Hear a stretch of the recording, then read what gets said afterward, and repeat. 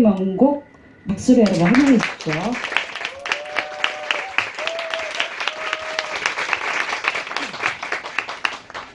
여러분 안녕하세요.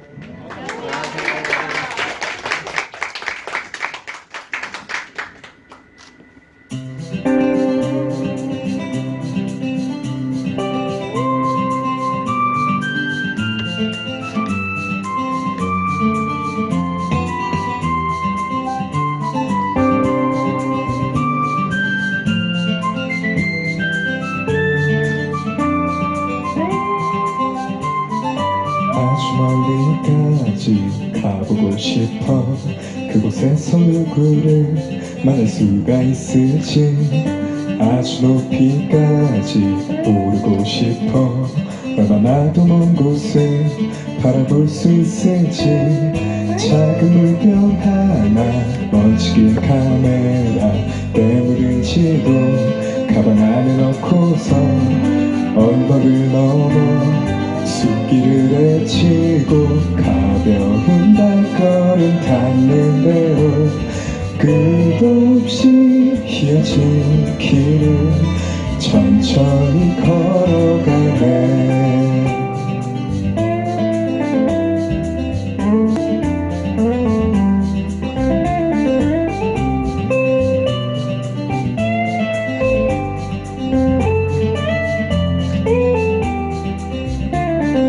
멍하니 앉아서 쉬기도 하고 가끔 길을 잃어도 서두르지 않는 법. 나는 걸어가네. 휘파람 불면 힐이 넘어져도 가르쳐줄 테니까. 촉촉한 땅바닥 앞서간 발자국 처음 보는 하늘. 그래도 날 익은 길 언덕을 넘어 숲길을 헤치고 가벼운 발걸음 닿는 대로 끝없이 휘어진 길을 천천히 걸어가네.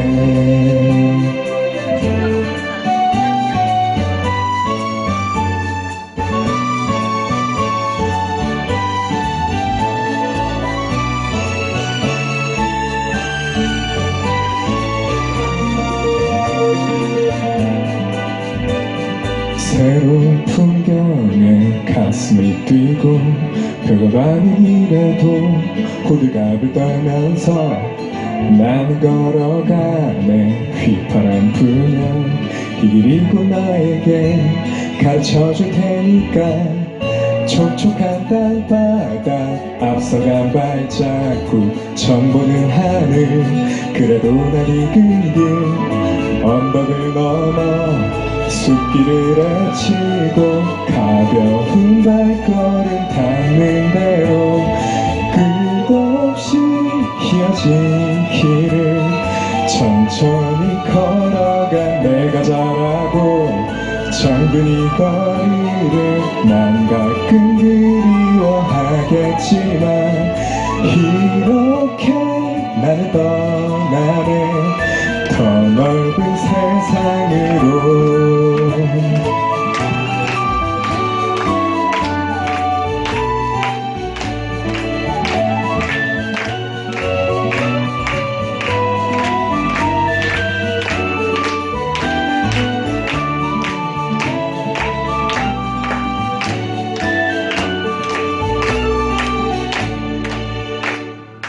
감사합니다.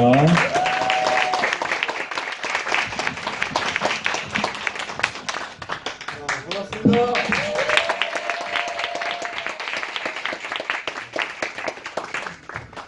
안녕하셨어요? 갑자기 누가 나왔나 이렇게 보시는 것 같은데, 오늘 강연할 이문석 작가입니다. 반갑습니다.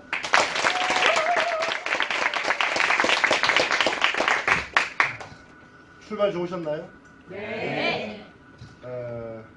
아마 이 자리에는 이런 극장에 자주 와보신 분도 계실 것이고. 잘 들리나요? 뒤에? 네. 네. 그리고 이런 극장에 자주 안 오신, 처음 오신 분도 아마 계실 겁니다. 저는 이 무대 뒤에 있으면서 망나니 교차했습니다. 왜 망나니 교차했냐면은 지금으로부터 한 28년 전입니다. 28년 전에 제가 여기 섰었거든요. 이 무대는 아니고 다른 무대예요. 28년 전에 이제 이 무대에 섰다가 23년 만에 무대를 내려왔습니다. 왜 무대를 내려왔냐면은 제 몸으로 이제 감당할 수 없는 그런 어떤 일들이 생기다 보니까 이제 무대를 내려와야 됐었는데, 무대를 내려오고 난 다음에 어떤 일이 생겼냐, 극심한 우울증이 걸렸어요. 왜냐하면은 대학을 다니면서 한 번도 어떤 취업을 위한 일을 해본 적이 한 번도 없는 거예요. 왜냐하면 대학 1학년 때부터 이제 연극판에 들어가서 기성극단에서 활동을 했기 때문에 학교와는 수업 시간에 가면은 교수님들이 그런 거예요. 저를 가만히 쳐다보다가 자네는 북학생인가? 처음 본 얼굴이야? 이렇게 얘기할 정도로 수업을 아예 안 들어갔어. 그래서 간신히 이제 F만 면하고 졸업을 했던 학생이었습니다. 그러다 보니 학교와는 거의 등지고 살았던 그런 사람이었죠. 그렇게 이제 연극에다가 올인을 한 상태에서 못하게 되었으니 제 상태가 어떻겠습니까? 그때 아마 저는 요즘처럼 이렇게 막 가는 시대였다라면 어쩌면 갔을 수도 있는 그 정도의 어떤 많은 시련을 겪었을 때가 저는 그때였어요. 그래서 이제 그런 생각이 막 나는 거예요. 자, 이게 얘기를 무대 뒤에 있으면서. 근데 이제 오늘 여러분들께서 제가 이 자리에 오신 거는 여행 얘기를 들으러 오셨잖아요. 뭐 제 사는 얘기를 들으러 온 게 아닙니다. 이거 어떻게 살았는지는 사실 별 관심 없어요. 이제 여행에 관심이 있어서 오셨는데, 그래서 이제 여행을 한번 가보려 합니다. 제가 이번 북콘서트를 준비를 하면서 제일 많이 들어본 노래가 출발과 뒤에 나올 노래 한 곡이 들었습니다. 그 두 곡을 거의 한 달 동안 계속 들었어요. 왜 계속 들었느냐? 이 공연을 저에게 이제 섭외하신 분께서 이제 북콘서트를 하면 어떻겠느냐라고 요청이 왔을 때 괜찮겠다. 그런데 뜬금없이 저 혼자 이렇게 얘기를 하기보다는 초대 가수를 모셔서 그 사람의 이제 노래도 같이 듣는다면 더 풍성해지지 않을까, 그런 생각을 했던 거예요. 그래서 어떤 노래가 좋겠습니까? 라고 또 물어보기를 한참을 고민을 하다가 혹시 여러분들 객석에 계실 때 어떤 음악이 나오는지 아십니까? 전혀 생각이 없죠. 옆에 사람과 제작을 한다고. 어떤 음악이 나왔냐면은 이문세의 노래가 나왔어요. 네, 이제 맞아. 이게 이문세의 노래. 네, 이문세 노래가 나왔습니다. 제가 제일 좋아하는 노래가 이문세 노래인데, 자칫 그 노래를 우리 가수에게 선곡을 해서 이제 부탁을 드리면은 이 분위기가 7080 분위기가 될 것 같아요. 그래서 이 7080은 아니다. 이 자리에 분명히 이게 20대 때도 올 건데, 못 알아듣는 할아버지 얘기를 들으면 내가 같이 할아버지가 되는 분위기라죠. 이건 좀 자제를 했습니다. 자, 그래서 이제 오늘 노래는 출발로 이렇게 한번 가볍게 시작을 해봤습니다. 자, 이제 여행 얘기를 좀 해볼게요. 앞에 나와 있는 요것들 잠깐 다녀오겠습니다 라는 이제 제가 쓴 책입니다. 이 책에 대한 얘기와, 그리고 콘서트가 마치고 나면 나가시는 길에 이 잠깐 다녀오겠습니다 굿즈를 드릴 거예요. 이지 노트인데, 이것도 진행하시는 분 이걸 미리 나눠드릴까요? 하길래 제가 아닙니다. 선물은 나갈 때 줘야 됩니다. 그래야 앉아 있습니다. 그래서 마지막에 나가는 길에 드릴 겁니다. 네. 이거 하나씩 꼭 받아가세요. 네. 그래 주시고, 그 다음에 우리 오늘 또 액자가 있어요, 그죠? 네. 이 액자들은 뭐냐면은 이 책 속에 나오는 메인 사진들이 있어요. 그 사진을 제가 출력을 해서 이렇게 예쁘게 액자에 담아왔습니다. 네. 아유, 반응 좋네요. 괜찮은데? 이건 좀 과해요. 자, 이거는 이제 저는 이 사진 찍을 때 어떤 느낌으로 찍었냐면은, 여기는 느낌이 백상 같다라는 느낌으로 찍은 사진입니다. 그런데 여기 어디냐면은 대구입니다. 대구의 북성로에 가면은 이런 곳이 있습니다. 하고 이렇게 바보 도튀는 소리가 나는 거 책을 안 보셨다는 얘기예요. 네, 서운하게.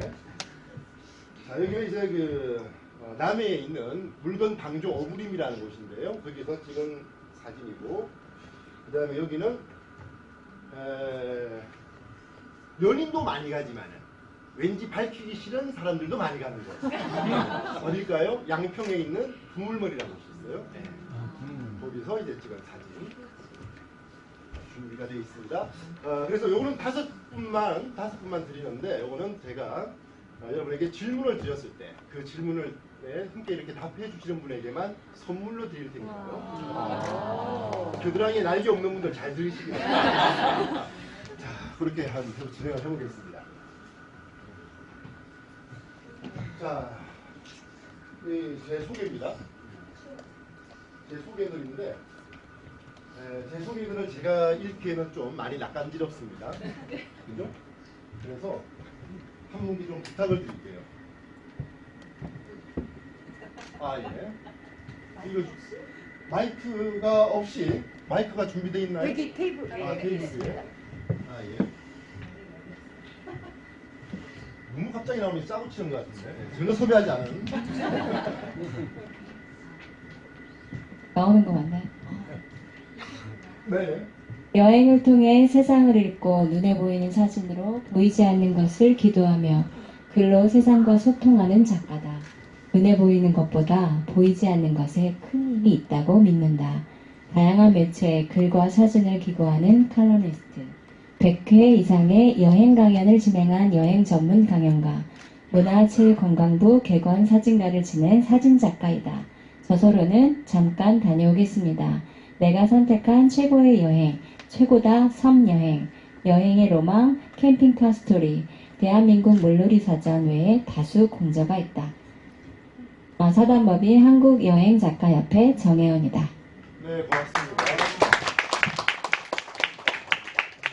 너무 잘 읽어주셔가지고 짜고 치는 것 같아요. 자, 이렇게 이제 제가 누구를 말씀을 드렸을 때 이렇게 잘 해주시는 분에게는 선물을 뭘 드린다고요? 요즘에 사람이 선택하시면 됩니다. 아니, 아무거나. 아니, 책 말고 지금 액자 중에서. 참고로 제 사진이 이렇게 나가면 10만 원 정도 가격은 받습니다. 네. 네. 아, 더 눈이 숭얼숭얼하네. 어떤 거요? 양평. 네, 고맙습니다.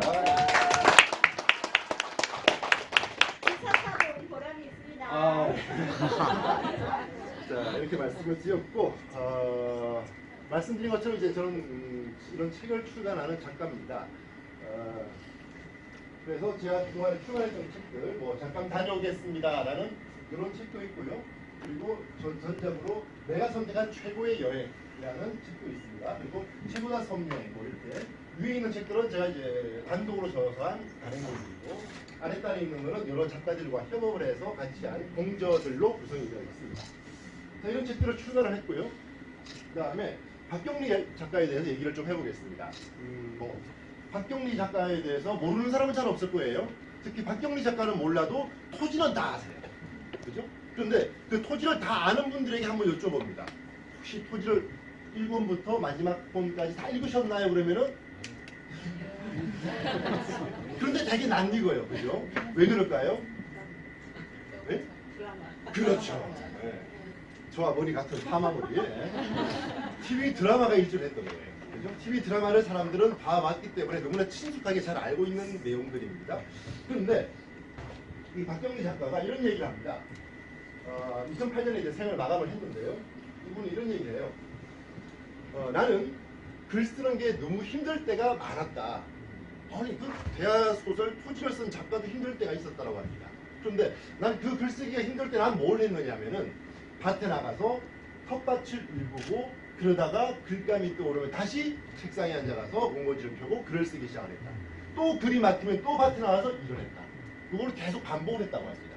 그래서 박경리 작가의 그 작업실 원주에 있습니다. 그 원주에 가보면은 텃밭이 꽤나 넓습니다. 혼자서 그 텃밭을 다 일구기가 힘들 정도로 상당히 넓은 공간이에요. 그래서 그 공간을 다 일구어가면서 그렇게 만들어진 작품이 바로 토지라는 작품입니다. 자, 그런데 이 박경리 작가는 이 토지라는 글을 쓰면서 이렇게 또 고백을 합니다. 작가가 글을 쓴다라는 것은 하늘이 내린 형벌과 같다 라는 얘기네요. 하늘과 내린 형벌과 같기 때문에 대부분의 작가들은 천형을 받은 사람이다. 하늘이 내린 형벌, 천형을 받은 사람이다 라고 작가 스스로를 표현하는 사람들이 많습니다. 왜 그럴까? 그래서 그 천형을 받은 사람이라고 자기가 표현했는데 그 이유를 이렇게 얘기를 합니다. 나는 내 지아비를 먼저 앞서 보냈고 내 자식을 먼저 앞서 보낸 사람이다. 그래서 그 죄값을 치르기 위해 나는 천형을 받았는데 그 천형이 나는 글쓰기였다. 그래서 나는 글을 쓴다라고 합니다. 그게 박동리 작가의 천형이었어요. 그래서 그 천형에 대한 얘기가 가장 잘 나와 있는 것이 박동리 작가가 쓴 우리들의 시선이라는 시집에 수록되어 있는 사마천이라는 시에 이렇게 나와 있습니다. 사마천이라는 사람은 이제 미국 중국의 역사학자죠. 역사 저술가인데 그대는 사람이 기억도 없을 것이다. 긴 낮, 긴 밤을 멀미같이 시간을 알았을 것이다. 천형 때문에 홀로 앉아 글을 썼던 사람. 육체를 거세당하고 인생을 거세당하고 엉덩이 하나 놓을 자리 의지하며 그대는 진실을 기록하려 했는가? 라고 시를 남겼습니다. 박경리 작가가 남겼는데 사마천은 이제 글을 쓰기 위해서 이제 거세당하는 그런 형벌을 받았었죠. 그러면서 기록을 남겼던 것처럼 자기도 천형으로서 글을 쓸 수밖에 없었다라는 얘기를 합니다. 그런데 저는 이런 생각을 해봤어요. 박경리 작가는 우리나라뿐만 아니라 세계가 인정하는 명대문호입니다. 그런데 어떤 글 쓰는 자질과 그 다음에 어떤 기능이나 이런 감수성이나 이런 것들이 충분한 그런 사람인데도 자기는 천명이라고 했는데 저는 좀 다르게 생각하는 게 저는 천명이라고 생각을 합니다. 왜 그러냐면은 천명은 하늘의 벌을 받은 거잖아요. 그런데 천명이라는 것은 하늘의 명령을 받은 거잖아요. 그죠? 하늘의 명령을 받은 겁니다. 예를 들어서 내가 기업의 총수예요. 그래서 내가 이 기업을 누군가에게 물려주고 싶습니다. 그래서 물려주는데 누구에게 물려주느냐?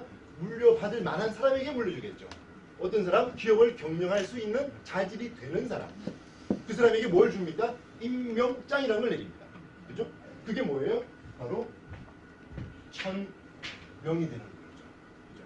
그래서 저는 아직 제가 박경리 작가의 그 발바닥도 못 가는 그런 작가지만은 그래도 저는 천명을 받아서 글을 쓴다라고 생각하는 자부심은 조금 더 있는 것 같습니다. 벌 받는 게 저는 아니라고 봅니다. 이제 책 얘기를 좀 해보겠습니다. 잠깐 다녀오겠습니다. 라는 책입니다. 뭐 예쁘죠? 쟤는 양갱인가요? 잘 나왔어요?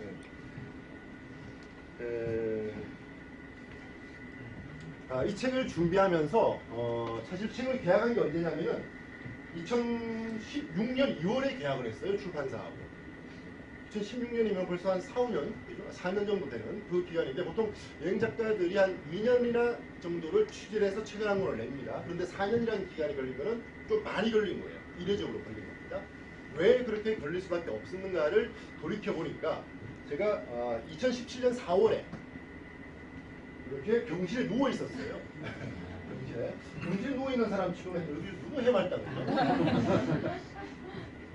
이렇게 병실에 누워서 제가 이제 할 짓이 없으니까 이제 SNS에 글도 올리고 뭐 이런 시간을 좀 보냈는데 나름 장애인 체험을 저는 했다라고 생각이 듭니다.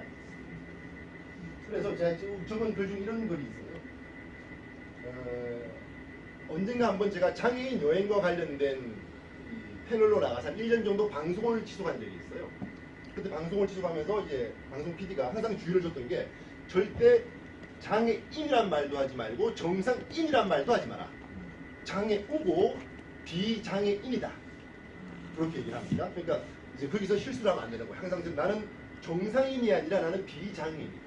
이걸 각인을 딱 시켜놓은 상태에서 이제 방송했던 기억이 있는데 지금 생각하니까 아프면서 생각을 해보니까 제가 참 부끄러웠다라는 생각이 드는 거예요. 왜 부끄러웠냐면은 그들의 낮은 시선이 아니라 낮은 척하는 시선으로 방송을 했더라는 생각이 드는 거예요. 그죠? 그래서 아파 보니까 낮아 보니까 그들의 마음을 좀 더 헤아릴 수 있겠다라는 생각이 들었습니다. 그래서 이렇게 다니면서 병원 투어를 했습니다. 제가 휠체어를 타고. 휠체어 타고 병원 투어를 할 때 제일 곤욕스러운 데가 언제냐면은 화장실 가는 게 제일 힘들어요. 주차를 잘해야 됩니다. 이게. 주차를 잘못하면은 이게 온몸이 힘들어지니까 주차를 잘해야 되는 그런 시기를 지나서 이제는 집에 퇴원을 했습니다. 퇴원을 하니까 제일 반기는 게 누구냐? 강아지가 아니라 고양이가 제일 반깁니다. 그래서 고양이를 꼭 끌어안고 이제 잠도 자고 그런 휴식하는 시간을 가졌습니다. 그리고 간만에 이제 소풍도 가고 이렇게 낮잠도 자고 이렇게 장애인 휠체어를 타고 영화도 관람하러 왔습니다. 장애인석에 가니까 1,000원에 싸더라고요. 네. 자, 그런 시간을 보냈습니다. 그러면서 좀 더 낮은 시각으로 이제 사물을 바라보는 어떤 것이 생기다 보니 이런 게 또 떠오르더라고요. 낮게 바라보니까 평소에 보지 못했던 것들이 보이기 시작했습니다. 그래서 평소에 잊혀졌던 것들을 이제 이끼가 끄는 계곡 한편에 예쁜 이끼가 자라고 있습니다. 자세히 보지 않았으면 놓치기 쉬운 녀석들입니다. 시설이 낮은 곳을 향할 때 여행이 더 풍요로워지고 풍부해진다라는 것을 어떤 이 아픔으로서 깨달을 수 있는 어떤 교훈도 있었습니다. 자, 그런 와중에 태안에 가면은, 충청남도 태안에 가면은 천사길이라는 곳이 있습니다. 이름 예쁘죠? 천사길. 태안 바다고요. 옆에 모래사장이 있고 이 길에다가 나무 데크를 깔아놨어요. 그래서 휠체어를 탄 사람도 갈 수 있게끔. 그래서 이런 길을 무장의 길이라고 합니다. 그래서 임산부나 아니면 휠체어를 타는 장애우나 이런 분들이 갈 수 있는 길을 만들어놨는데 이 길을 여행을 하고 있을 때 한 할머니를 만났습니다.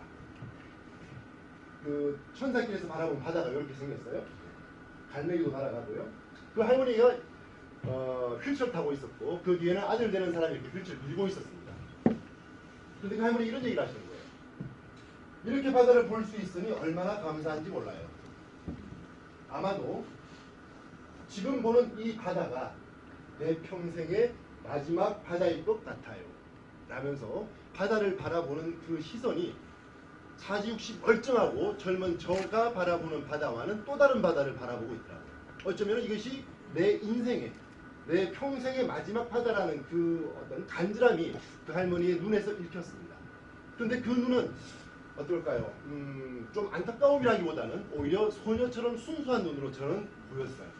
그 눈을 가지고 하염없이 바다를 넋을 놓고 바라보는데 그냥 저는 뒤돌아올 수밖에 없었죠. 자, 이런 어떤 좀 몸이 불편함으로써 얻을 수 있는 여행의 깊이가 좀 많았습니다. 그래서 여행은 좀 다양한 시선과 다양한 시각으로 바라볼 때 좀 더 풍요로워진다. 어떤 사람이 이런 얘기를 합니다. 요즘 자동차를 타고 다니는 여행은 예전만 못하다. 뭐가 못하냐? 여행의 깊이와 여행의 맛을 즐기게 못하다. 왜냐? 여행이 마치 파노라마처럼 스쳐 지나가기 때문에 그렇다라고 얘기를 합니다.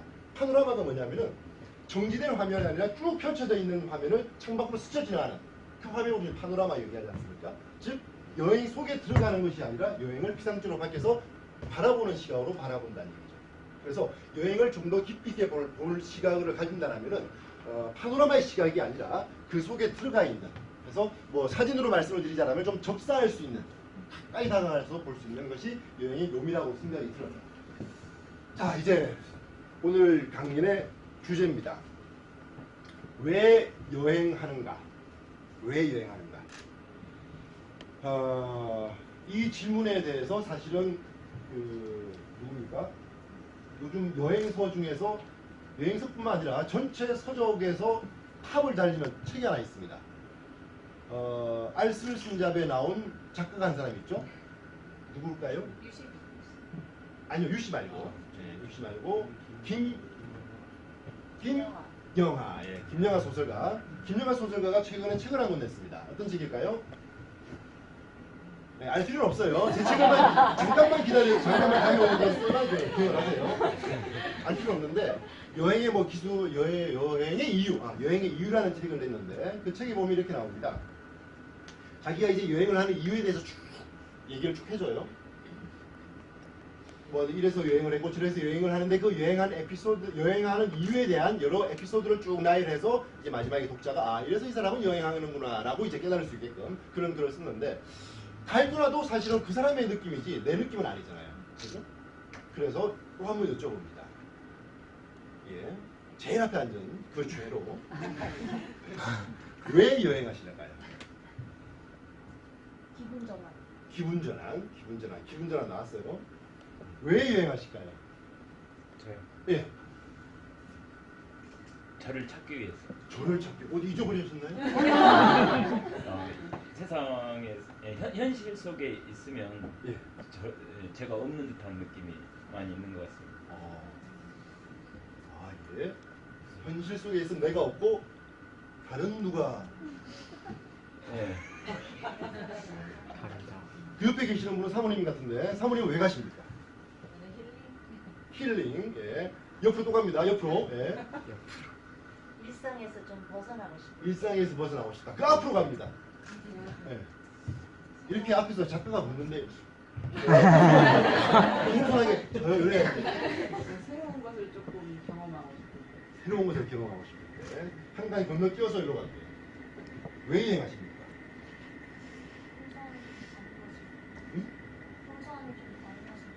평소와 다른 것을 느끼고 싶을 때 여행합니다. 아마 비슷할 것 같아요, 그죠?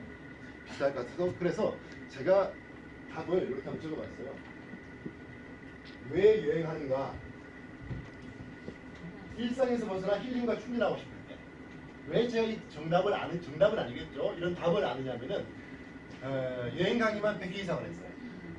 대체로 항상 물어보는 질문입니다. 그래서 항상 다 보는 것들이 요 범주에서 크게 벗어나지 않아요. 그리고 그 김영하라는 작가가 쓴 그 책에서도 이 범주를 벗어나지 않습니다. 그죠? 다 요 안에서 뱅글뱅글 보는 얘기야 그냥. 그걸 어떻게 잘 표현을 했느냐, 그냥 무덤덤하게 그냥 내 일상의 용어로 표현했느냐, 그 차이일 뿐이지 벗어나지 않습니다. 일상을 벗어나 힐링과 충전하고 싶을 때 여행한다고 하고, 현실이 막막하고 힘들 때 여행한다고 합니다.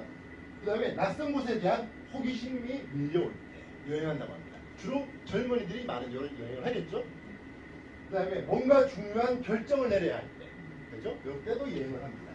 요거는 일반인보다는 좀 이 클래스가 있는 사람들, 정치인들, 그죠? 괜히 폼 잡아서 하면 여행 가주죠. 그러면 이제 언론 기자들 쫙 따라봐주고. 자, 그 다음에 나 자신을 되돌아봐야 할 때, 이 범주에서 크게 벗어나지 않아요.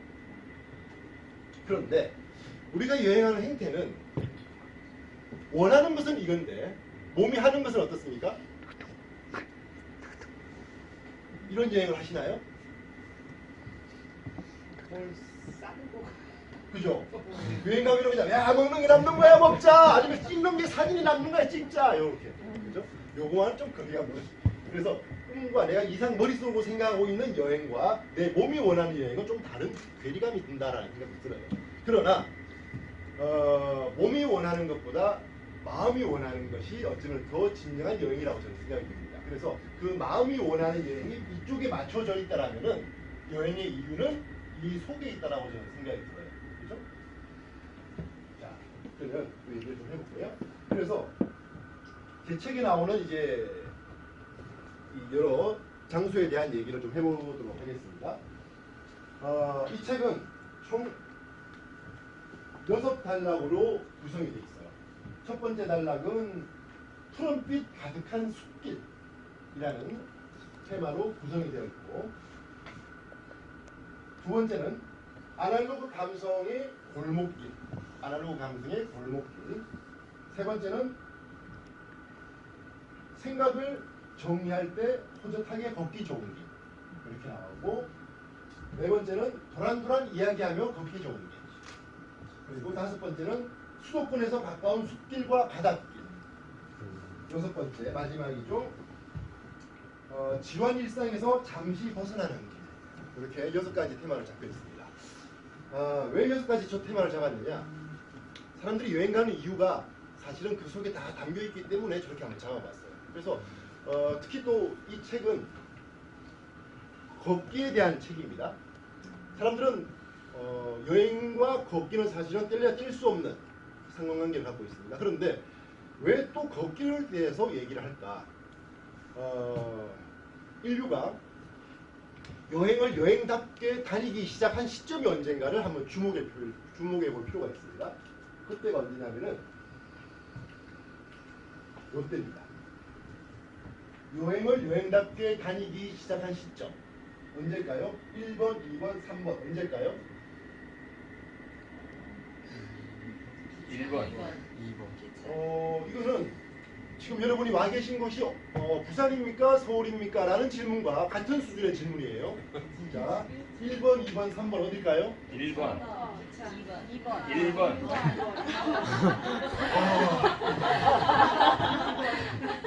그 연극 중에서 관객 모독이라는 연극이 있습니다. 이거는 등장한 이 배우는 아니지만은 배우 모독이에요. 이거 중에서 1번, 2번을 뽑는 사람은 전 잘 못 봤어요. 특히 1번을 뽑는 사람은 모르겠어요. 제가 100회를 강의를 했는데 그중에서 한두 명 나올까? 거의 안 나왔습니다. 네. 그쪽이나. 네. 주로 어디가 나오냐면은 찍어도 3번이에요. 찍어도 3번이에요.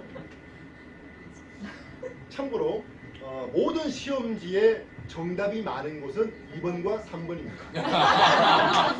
사지선다에서 답이 가장 많이 흥미로운 곳 몇 번이라고요? 2번, 3번이에요. 그죠? 제 얘기는 아니고 다른 사람의 얘기를 할게요. 김미경 강사라고 아십니까? 김미경 강사. 그분이 이제 피아노 전공자입니다. 그죠?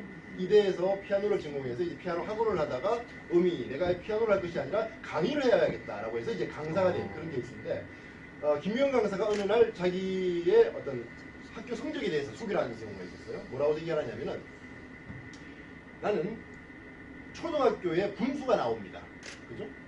그러니까 초등학교 2, 3학년 때 분수를 배우죠? 마치 배운 적이 없는 듯한 그런 표현이 있어요. 맞니? 그래. 정확한 얘기야. 자, 2, 3학년 때 분수를 배웁니다. 그죠? 근데 분수를 가만히 보니까 자기 머리로는 이해가 안 된대요. 그래서 초등학교 2, 3학년 때 수학을 포기를 했답니다. 그러고 난 다음에 자기 평생, 지금이 그분이 아마 53살 된 것 같아요. 53, 4년 동안 살면서 수학을 한 번도 들여다본 적이 없대요. 그런데 어떻게 이화여대를 갔을까? 그죠? 방법은 한 가지입니다. 뭘까요? 말? 찍기지. 뭐만 찍었다? 3번. 2번, 3번 왔다 갔다 하는데 다 피해갈 수 있어. 1번부터 마지막 번호까지 3번만 쭉 찍었대요. 그러니까 학력고사 시절에 그분이 문과이기 때문에 55점 만점이에요, 수학이. 그래서 몇 점이 나왔냐? 한 25점 정도, 20점 정도 나왔답니다. 그런데 그걸 애써 풀려고 앉아있는 친구를 보니까 10점 나오고 20점 나오고. 아니, 너는 그 얘기를 어떻게 그래 잘하니? 네, 여기까지 하겠습니다. 자, 왜 여행이 여행다워 졌느냐라면은, 서울에서 부산까지 거리가 약 한 500km가 나게 됩니다. 그런데 이런 원동기가 발달하기 이전 세대에는 이 길을 걸어가야 되죠. 그죠? 계속 걸어가야 돼요. 부산에서 서울 한양까지 가는데 걸어가려면 며칠 걸리냐면 30일 가량이 걸려요. 30일 가량. 너 당신 걸어가봤냐? 제가 걸어가보지 않아도 눈에 나와 있습니다. 전설 따라 산만리, 전설의 고향 이런 데 보면 개나리 못집을 쥐고 이렇게 걸어가잖아요. 그죠? 그래서 30일 가량을 갑니다. 이 30일 가는 동안에 별별 일이 다 생기죠. 어떤 일이 생깁니까? 호랑이도 나타나고 늑대도 나타나고 뜨거운 앉아 먹지도 나 이렇게 유혹을 하기도 하고, 그래서 여기서 살림집을 차렸다가 어떻게 저떻게 해서 전설 따라가는 일도 있고, 그 길이 이제 30일 가량이 걸리는 거예요. 30일이 30년이 될 수도 있고, 오히려 뭐냐면은 양반네들이 이렇게 말을 타고 갈 때는 5일 정도 걸린답니다. 그런데 대부분의 평민들은 말이 없으니까 걸어가야죠. 그럼 30일 가량이 걸리는 거예요. 자, 그래서 이렇게 걸렸는데, 기차가 18세기 때, 우리나라로 치면은 이제 19세기 때 20세기 초역에 기차가 들어왔죠. 기차가 놓이고 난 다음에는 그 시간이 5시간으로 줄어듭니다. 부산에서 서울까지 5시간. 그리고 KTX가 나온다면은 2시간대로. 비행기가 나온다면 1시간, 50분 가량이 되죠. 자, 그러면은 이때는 사실은 여행이라는 게 목숨을 걸고 가야 되는 게 여행이었어요. 그죠? 짐승이 와서 나를 잡아먹을 수도 있고, 아니면은 이상한 사람이 와서 나를 어떻게 해코지할 수도 있고, 그래서 목숨을 담보하지 않고서는 여행을 할 수 없는 시기였어요. 그래서 여행을 뭐라고 저 때는 표현을 했냐면은 트래블의 의원을 트래블러라고 해서 고난과 고행이라고 얘기를 합니다. 그죠? 왜 고난과 고통이라고 얘기를 하느냐? 여행은 즐거운 건데, 행복한 건데, 왜 여행을 저렇게 고난과 고통이라는 단어에서 오온을 두고 있을까? 이유는, 자, 서구 사회에서 여행을 했던 사람들은 주로 누가 여행을 했냐면은 수도사들이 여행을 했습니다. 종교인들이 여행을 했다는 얘기입니다. 그 종교인들이 여행을 갈 때, 지금은 이렇게 차를 타고 가도 되고 비행기를 타고 가야 되지만 그때는 다 걸어갔습니다. 그죠? 그리고 걸어갈 때 어디가 가장 핫한 여행지였느냐? 지금으로 치자면은 그 당시 중세 시대에는 성지 세 곳이 있었어요. 가장 유명한 곳이, 핫한 곳이 어딜까요? 어디일까요? 라고 물었는데 순례자의 길이라고 하면 제가 뭐라고 못했다고 해요. 대장님 같은 답변을 하셨습니다. 요건 아니에요. 그죠? 자, 사진 하나 볼게요. 어딜까요? 응? 예루살렘. 예루살렘. 하나만 더 맞추죠. 예루살렘 무슨 맞습니다. 하나 더. 네. 예루살렘 로마. 로마. 오케이. 예. 자, 하나 찝으세요. 메인이요. 요거? 아니. 요거? 네, 맞아요. 예. 자, 여기 어디냐면은 담양입니다. 담양에 가면은 메타스카이어 길이라고 있어요. 담양 메타스카이어, 담양에는 눈이 많이 오지 않습니다. 또 눈이 와도 낮이 되면은 바로 녹아버려요. 날이 워낙 따뜻하기 때문에. 그래서 만약에 담양에 눈이 온다 그런 기사를 보면은 이 일기예보를 보면은 바로 내려가시기 바랍니다. 그때를 놓치면 못 봐요. 그래서 제가 그때는 눈이 왔을 때 찍은 사진이기 때문에 좀 귀한 사진이에요. 네, 담양에 살지 않는 현지인이 아니면 못 찍을 사진. 그런 겁니다. 자, 다시 질문으로 갑니다. 지금 나온 게 예루살렘 나왔고 그 다음에 로마 나왔습니다. 한 군데 더. 또 하나 겁니다. 어디요? 한 군데 더. 또 하나 사진 겁니다. 어딜까요? 어딜까요? 요즘 많이 가는 곳입니다. 요즘이라고. 네? 산티아고 누굽니까? 예, 맞습니다. 어떤 분입니까? 산티아고. 세계 중에 하나 부르십시오. 산티아고. 몰라. 남의 번호. 예.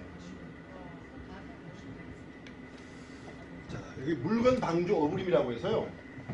이렇게 나무가 춤을 춰서 물고기를 끌어들이는 아주 신기한 수입니다. 네.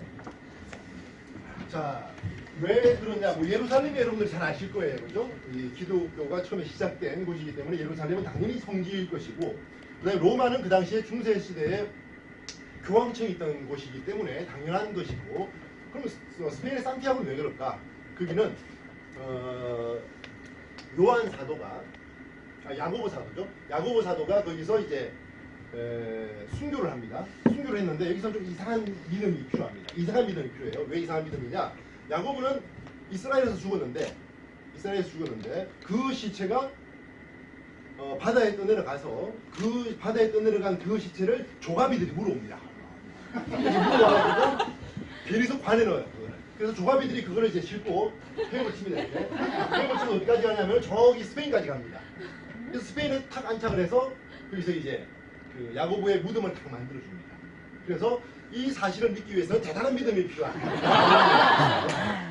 자, 그러면 그 세 곳이 이제 그 당시에 중세 시대 때 모든 수도사들이 꼭 가야 되는 세 곳의 성지였어요. 성지 순례를 하는 순례자의 길이라고 흔히 얘기하죠. 그러면 그 길을 갈 때 사람들은 그냥 걸어서 가다가 나중에 이제 그 목적지에 도달하면 어떻게 하냐? 여기 사진에 보이는 것처럼 기어갑니다. 높은 계단에 만약에 그 교회가 있다라면은 기어서 무릎으로 기어서 올라서 이제 성당이죠. 지금 뭐 그때 교회겠지만은 들어가서 나 이제 왔다라고 해서 보여줍니다. 그 모습을 일반 수도사가 아닌 일반인들이 봤을 때 뭐라고 생각했을까요? 아마 제가 봤으면 이렇게 느꼈을 거예요. 야, 천국 가는 거 정말 힘들구나. 그죠? 왜냐면 수도사는 천국 가려고 그런 거 아니겠습니까? 나 지옥 가기 위해서 이런 거 아니잖아요. 그죠? 천국 가는 거 정말 힘들구나. 야, 저렇게 열심히 고행하고 수행해야지만이 천국에 간다라면은 나 안 갈래. 라고 하는 사람들도 있을 것 같아요. 그죠? 그 당시의 느낌으로는. 자, 그래서 이 종교적인 어원과 같이 갈 수 있는 게 이제 여행이다라고 생각하시면 좋겠습니다. 자, 그런데 이렇게 원동기가 발달하면서 여행은 아주 편안해졌고 여행이 여행답게 됐던 것이 사실입니다. 자, 그래서 그 중에 몇 곳을 제가 한번 읽어봐 드릴게요.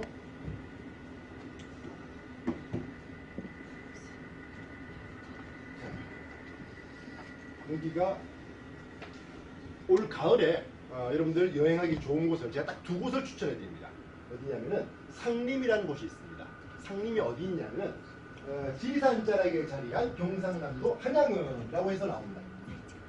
지리산 자락에 자리한 경상남도 한양은 인구 5만 정도 되는 아주 작은 서읍이다. 이로부터 저쪽으로 나오는데 저 상림은 신라시대 때 그 위천이라는 천이 있습니다. 그 천이 자주 범람을 해서 그 위천을 범람을 막기 위한 제방 뚝을 쌓고 그 뚝 위에다가 나무를 심었어요.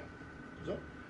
그 나무를 심어서 우리나라 최초의 조림, 인공으로 만들어진 숲이다라고 생각하시면 되겠습니다. 그렇게 조성된 숲입니다. 그러면 1000년 이상이 된 숲이겠죠. 신라시대 때 만들었으니까. 그죠? 그 숲이 만들어졌습니다. 그래서 지금 보이는 이 사진은 여름에 찍은 사진이라서 이렇고요. 가을에 찍으면 더 좋아요. 자, 여기 거리실 때 꼭 필요한 게 있습니다. 또 이문세 얘기가 나오네요. 이문세의 그 노래를 이어폰을 꽂고 한번 걸어보세요. 아주 느낌이 색다른 겁니다. 그리고 여기는 침엽 수림이 하나도 없어요. 다 활엽 수림입니다. 그래서 그 활엽 수림을 걷는 맛이 아주 특이합니다. 이게 지금 빔 프로젝터가 좀 이상해서 사진이 좀 이상하게 나오는데 아주 울창해요. 이게. 가히 산을 길을 뒤덮을 정도로 흔히 우리가 얘기하는 나무 터널 있잖아요. 네, 그런 길이라고 생각하시면 됩니다. 그리고 여기는 언제 가셔야 좋냐면은 만추 때가 제일 좋습니다. 물론 제 개인적인 느낌이에요. 단풍이 나무에 매달려 있을 때도 좋겠지만 저는 이 낙엽 밟는 소리가 상당히 좋거든요. 그래서 그 밟으면서 걷는 거. 그렇죠? 그리고 밟는다 하더라도 벌써 나무에 매달려 있기 때문에 이런저런 재미를 다 느낄 수 있는 길이 여기입니다. 상림을 꼭 한번 가보시기 바랍니다. 걷는데 얼마나 걸리느냐? 서울에서 상림까지 가려면 차로 한 4시간 정도를 달려야 됩니다. 그런데 저 숲길을 걷는 시간은 한 30분이면 끝나요. 좀 허무합니까? 그죠? 그 투자한 시간에 비해서 길이 좀 짧죠? 짧지만은 그 속에서 오래 머물시기 바랍니다. 그리고 상림에 가시면은 열하일기를 쓴 박지원이라는 사람이 있습니다. 그죠? 우리나라에서 이 서학이라고 해서 예전에 이제 천주교지만 그 당시에는 서학이라고 불렀습니다. 그 서학을 공부했다는 이유로 이제 유배를 당했던 그 박지원 선생이 여기서 뭘 만들었냐면은 그 물레방아를 만들었습니다. 우리나라 최초의 물레방아가 여기 있어요. 그래서 저도 어릴 때 물레방아는 원래 우리나라에 있었던 것이 아니냐라고 하는 생각이 들었는데 그렇지 않습니다. 조선 후기 때 박지원이 천국에 가서 그걸 배워옵니다. 물레방아를 배워서. 그래서 우리나라에 왜 옛날부터 물레방아가 있었다고 생각이 드냐면은 전설의 고향이 항상 물레방아가 그래서 물레방아는 우리나라에 옛날부터 있었다고 생각이 드는 거예요. 아니에요. 근데 신문물이었습니다. 당시로는. 자, 그런데 이제 두 번째 여행지입니다. 이 두 번째 여행지는 제 어릴 때로 한번 되돌아갈 필요가 있습니다. 어리다고 해봐야 뭐 그렇게 오래전은 아니에요. 제가 20대 때 어떤 일이 있었냐면은 우리나라에 IMF라는 게 있었어요. 그죠? 20대 후반이었습니다. 이제 대학을 연극을 그만두고 취직을 하려 하는데 취직할 자리가 없는 거예요. 왜냐면은 학교에서 취업을 위한 준비를 전혀 하지 않았고 있었기 때문에 뭘 해야 먹고 살까를 고민하고 있을 때 주위를 살펴보니까 어떤 일이 벌어지고 있느냐. 당일날 회사에 가니까 나가래요. 그래서 당태라고 했죠, 옛날에는. 그리고 가만히 있는데 황당하게 당신 나가래. 그래서 황태라고 옛날에 또 얘기했습니다.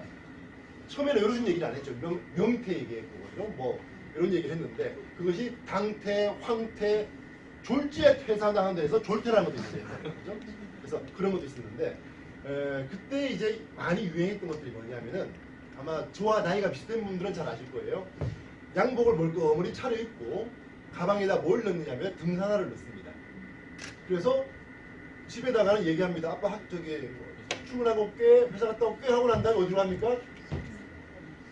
산으로 가요. 네, 산에 가서 신발 갈아 신고 양복 입고 등산을 합니다.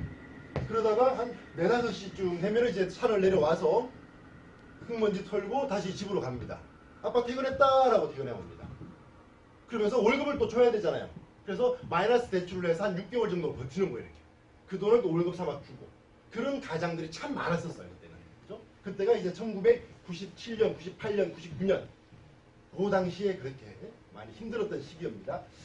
그때 제가 이제 20대 후반이었기 때문에 어떤 생각이 들었냐면은 이런 생각이 드는 거예요. 다른 사람들은 여러분 보시기에 다 왼쪽 길로 가고 있는데 나만 아무것도 해놓은 거 없이 오른쪽 길로 가는 듯한 느낌이 드는 거예요. 왠지 나만 텅 빈 듯한 공허함, 그런 느낌이 드는 거예요. 다 일로 가는데 나는 아무것도 없이 이쪽으로 간다. 그때 제가 그 시간이 지나서 왜 그랬을까라고 생각을 해보니 제가 나이 30을 앞두고 있었습니다. 그때 제가. 그래서 30을 앞둔 그 나이 때 제가 또 제 가슴을 쾅쾅 쳤던 노래가 있어요. 그 노래를 한번 들어보도록 하겠습니다. 박수로 맞았어요.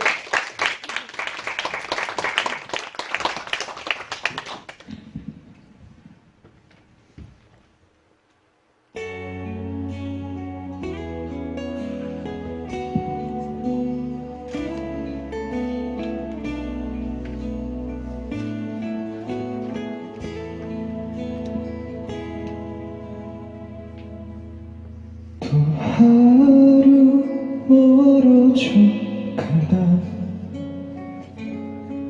내 품은 담배 연기처럼 피어가는 내 가슴 속에 무얼 채워 살고 있는지 좀 더 멀어져 간다. 머물러 있는 청춘인 줄 알았는데 피어가는 내 가슴 속에 더 아무것도 찾을 수 없네. 계절은 다시 돌아오지만 떠나간 내 사랑은 어디에 내가 떠나보낸 것도 아닌데 내가 떠나온 것도 아닌데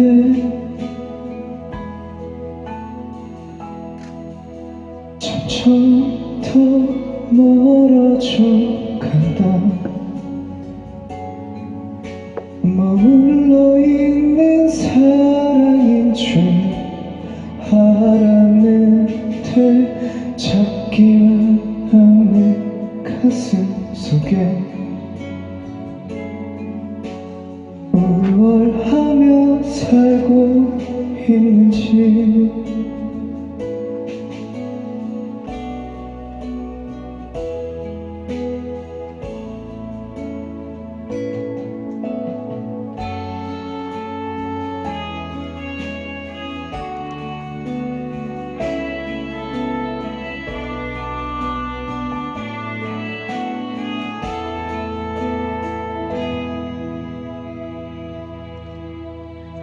좀 더 멀어져 간다. 머물러 있는 청춘인 줄 알았는데 피어가는 내 가슴 속에 더 무얼 하며 살고 있는지 계절은 다시 돌아오지만 떠나갈 내 사랑은 어디에 내가 떠나보낸 것도 아닌데 내가 떠나온 것도 아닌데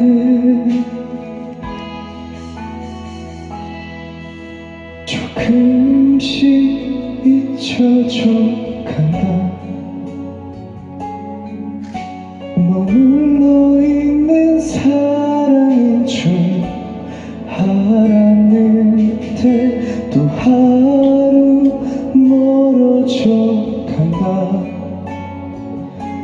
매일 이별하며 살고 있구나. 매일 이별하며 살고 있구나.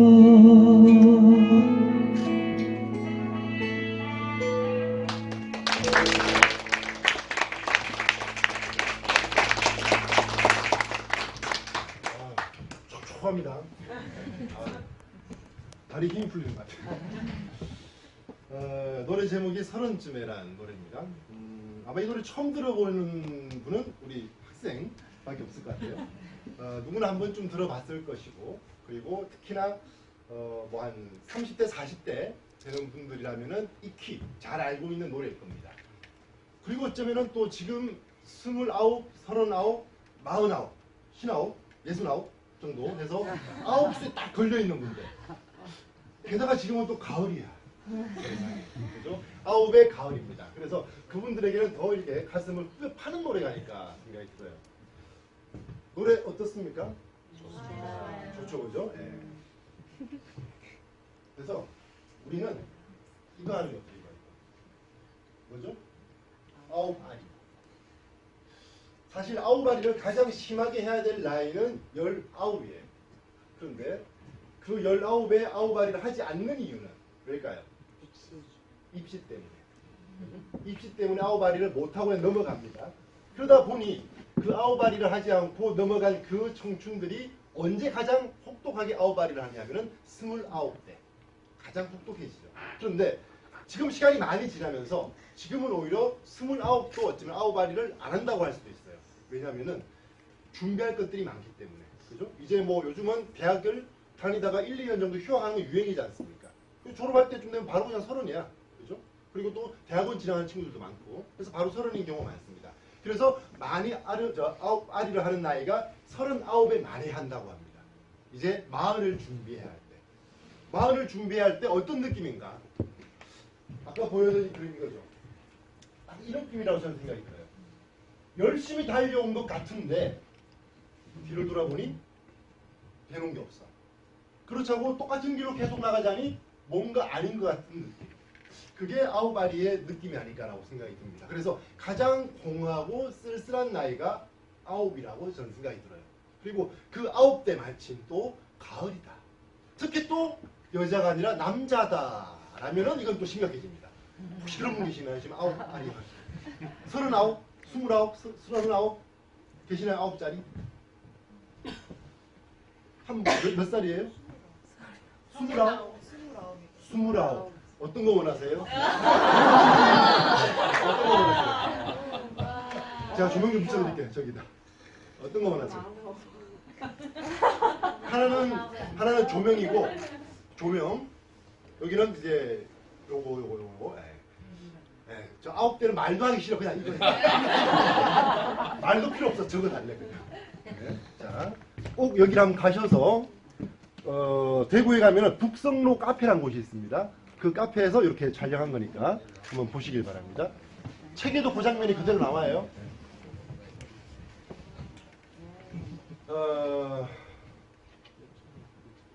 누구한테 또 말을 좀 들어볼까요? 예. 지금 나이가 25살. 그죠? 조금 있을 만한 분한테 해보려니까 예. 지금 어떻게 되세요? 59입니다. 59? 그럼 이게 되는데. 자, 지금 느낌 어떠신지? 지금은 이제 앞으로 열심히 뛸 수 있는 기한이 15년 잡고 그래서 내 인생 마지막을 위해서 어디에 올인할 것인가. 그죠? 고민거리가 조금은 다르다 그죠? 그러니까 그 29, 39, 49과는 좀 고민이 다른 그죠? 그런 조금 더 성숙한 고민이 시기가 이제 그 9이라고 생각이 듭니다. 그 9 시기에 조명을 받기 좋고 아우 20 다 나갔으나 이제 끝났으나 갈래 이런 분 안 계시죠? 자, 그 김광석의 음악을 노래를 들을 수 있는 길이 있는데 어디냐? 대구에 가면은 방천시장이라고 있습니다. 대구에서 과거에는 가장 큰 3대 시장으로 꼽힐 정도로 큰 규모였는데 지금은 아주 이제 쇠락한 그런 시장입니다. 그 방천시장 옆에 뚝길에 가면은 김광석 다시 그리기 길이라는 곳이 있어요. 이 길은 약 한 350m 정도 됩니다. 왜 짧아 길이? 그럼 뭐 걸고 만원 대구까지 가는데 투자한 비용이 얼마인데 제가 얘기했잖아요. 저 휠체어 타고 다녔다고. 그죠? 다리가 불편하니까 많이 못 걷겠죠? 그래서 짧은 구간을 이렇게 소개를 합니다. 좋죠? 네. 제가 생각해보니까 하루에 한 20km씩 걷는 거 이거는 행군이지. 공감하십니까? 네. 운동 좀 합시다. 자, 그래서 김광석의 다시 그리기 길. 김광석 다시 그리기 길이 왜 대구에 만들어졌을까? 김광석의 태어난 곳이 여기입니다. 그래서 저 대구에서 태어났고, 그래서 거기서 유년 시절을 저기서 보냈어요. 보내고 난 다음에 아버지가 서울로 이사를 하면서 같이 서울로 이사를 갔고, 그러면서 이제 대학 생활을 하다가 이제 그 노래를 찾는 사람이라든가 뭐 동물원이라든가 이런 곳에 들어가서 이제 보컬 가수로 활동을 했죠.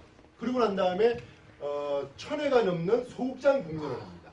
100회인가요? 1000회인가요? 하여튼 소극장 공연을 합니다. 김민기 씨의 이 캐스팅에 의해서 공연을 해서 이제 어떤 기타리스트로 그리고 보컬리스트로 이렇게 자리매김을 하게 되죠. 자, 그 길을 여러분들이 보실 수 있는 게 이제 김광석 다시 그리기 길입니다. 저 길에 가시면은 김광석의 어떤 그 삶의 흔적들 그런 족들이 고스란히 다 남아 있습니다. 그리고 음악도 들을 수가 있어요. 계속 음악이 나옵니다.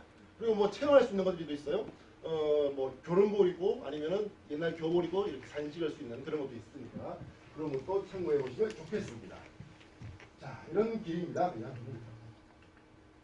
자, 뭐 김광석 노래 중에서 이등병의 편지라는 곡이 있죠. 그 곡에서 연상되는 이제 그 열차 타는 그런 모습으로 사진 찍을 수 있는 포토존도 이렇게 준비되어 있고, 그리고 김광석과 같은 크기의 조형물도 이렇게 세워놔서 사진을 찍을 수 있게끔